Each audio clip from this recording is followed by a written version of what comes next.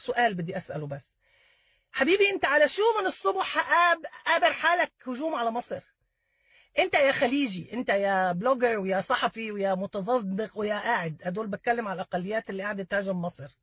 مصر تطلب معونات من امريكا، امريكا بتقولها حولي القصور الرئاسيه الى فنادق، والطياره الرئاسيه تروح مصر الطيران راحك ريح ينفخ مصارينك منك له اللي ما عندكم رجال.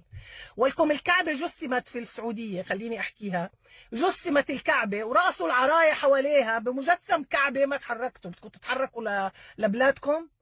هلا اللي ما بيلاقي عيب في الورد بيقول له احمر الخدين. هلا انت ما لقيتش غير ارجل بلد في الوطن العربي وبدك تحاربها؟ هي انا فلسطينيه وعم بحكي من برا، انا لا انا خليجيه ولا انا ايرانيه ولا انا مصريه.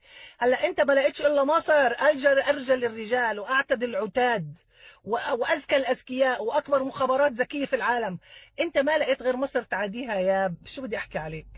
ولكم اذا لم تستحي فافعل ما شئت. اذا بطل في عندك رجال اشتري لك رجال، بدل ما تروح تتودد للحكومة المصرية وتقول لهم شو نعمل، انتوا حكماء، انتوا لكم آلاف السنين درتوا دول، احنا عرابيين، احنا اول امبارح نشأنا اخذنا استقلالنا سنة 60. ولكم انا عمري اكبر من استقلالكم، انا اكبر من استقلال 3/4 من دولكم.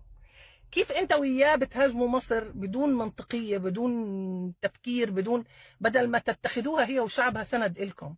لو انخبطتوا بكره بنلاقيكم كلكم مركزين عنا بشوارع مصر.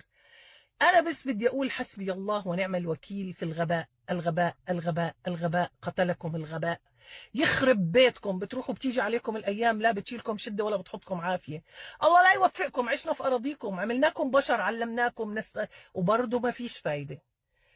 تأبى الرذيلة أن تترك أهلها، تأبى الرذيلة أن تترك أهلها.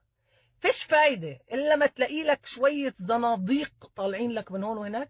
والمشكلة أشراف الخليج الشرفاء ما بيحكوا.